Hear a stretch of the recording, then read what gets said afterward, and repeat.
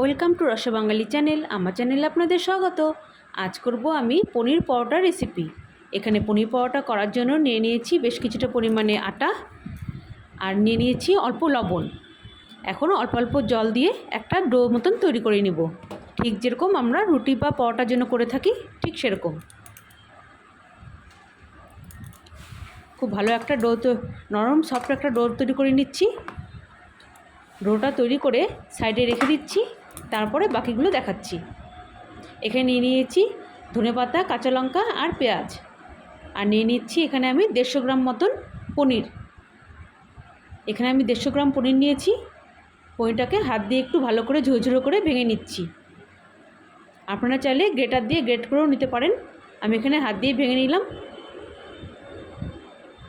এখন আমি সমস্ত সবজি মশলাগুলো দিয়ে দিচ্ছি, ধনেপাতা, পেঁয়াজ আর লঙ্কা, আর দিয়ে দিচ্ছি কিছু শুকনো মশলা যেমন লঙ্কা গুঁড়ো, ঝাল লঙ্কা গুঁড়ো আর জিরা গুঁড়ো। দিয়ে দিচ্ছি লবণ।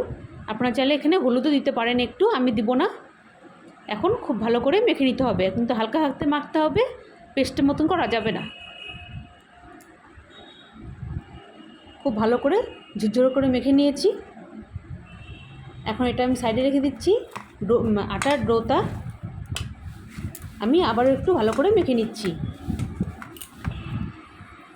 খুব ভালো সফট একটা ডো তৈরি হয়ে গেছে। এখন আমি এখান থেকে লেচি কেটে নিচ্ছি। আমার এখানে মোটমাট 5টি লেচি হয়েছিল। বেশ একটু বড় সাইজ করে লেচিটা করতে হবে। আমি একটা হাতে লেচি নিয়ে লেচিটা আটার মধ্যে কোট করে নিয়ে 2 হাত দিয়ে চেপে চেপে ব্যাস একটা বাটি মতন শেপ দিয়ে নিচ্ছি। ঠিক একটা বাটির শেপ দিয়ে নিলাম। এখন এর মধ্যে দিয়ে দিব পনিরের পুর। আমি এখানে পনিরের পুরটা একটু বেশি বেশি করেই দিব, আর পনিরের পুরটা একটু বেশি দিলে খেতে ভালো লাগবে। যতটা বেশি পারা যায় ততটা দিতে হবে। আমি এখানে বড় চামচের 2 চামচ করে দিচ্ছি, 2 চামচ 2.5 চামচ করে দিচ্ছি। খুব ভালো করে চেপে চেপে ভরে নিয়ে একটা বাটির মতন গোল বলের মতন শেপ দিয়ে নিতে হবে। ঠিক 2 হাত দিয়ে এরকম চাপলেই খুব সুন্দর একটা বল তৈরি হয়ে যাবে।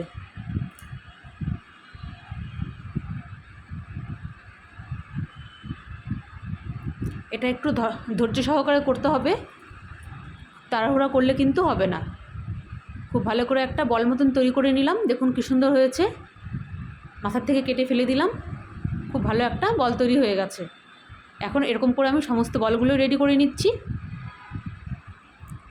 তারপর আমি বেলে দেখাচ্ছি। এটা খুব হালকা হাতে বেলতে হবে। আমি এক একটা করে বেলবো আর ভেজে নিব। খুব হালকা হাতে বেলতে হবে।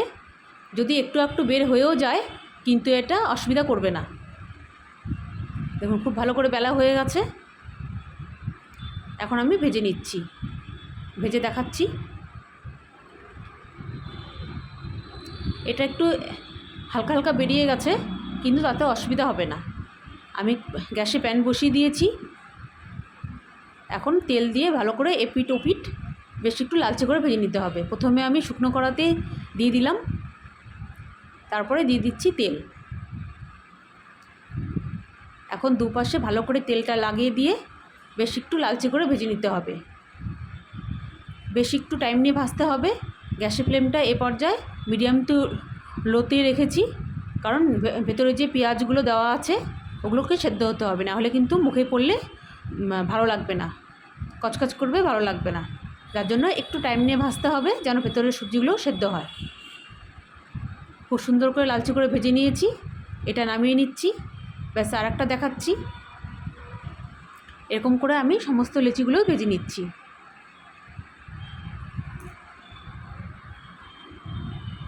আর একটা দিয়ে দিলাম। এটাও আমি এপিট ওপিট করে ভেজে নিয়ে হালকা শুকনো ভেজে নিয়ে তারপরে দিয়ে দিচ্ছি সাদা তেল। সাদা তেলটা দিয়েও ভালো করে মেখে নিয়ে দুপাশে ভালো করে লালচে করে ভেজে নিতে হবে। আমার এক একটা পরোটা ভাজতে প্রায় 1 থেকে 1.5 মিনিট করে টাইম লেগেছে, আর তাতে খুব ভালো করে ভেতরের সবজিগুলো সেদ্ধও হয়ে গেছে। এরকম করে বাড়িতে পনির পরোটা বানিয়ে দেখতে পারেন, খেতে খুবই ভালো হয়। আর লাঞ্চে বা ডিনারে দুটোতেই খাওয়া যায়, স্কুলের বা অফিসের টিফিনেও দেওয়া যায়। সমস্ত পরোটাগুলো আমি এরকম করে ভেজে নিচ্ছি।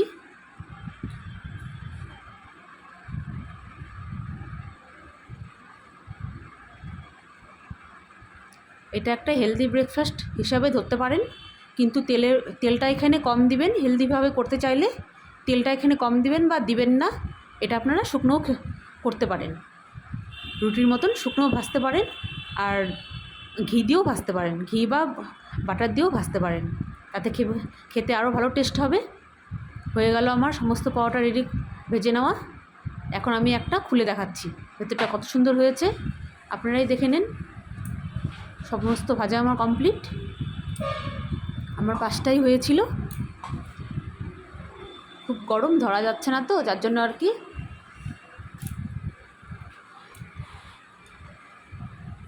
দেখুন কী সুন্দর হয়েছে, পুরো পরোটাটার মধ্যে খুব সুন্দরভাবে ছড়িয়ে গেছে পনিরটা। দেখুন কী সুন্দর হয়েছে। আপনারাও বাড়িতে এরকম করে খেয়ে দেখতে পারেন, খেতে খুবই ভালো হয়। ভালো লাগলে please like share and comment করবেন, আর অবশ্যই সাবস্ক্রাইব করবেন প্লিজ, আপনাদের কাছে অনুরোধ রইল। দেখা হবে নতুন অন্য কোনো ভিডিওর সঙ্গে।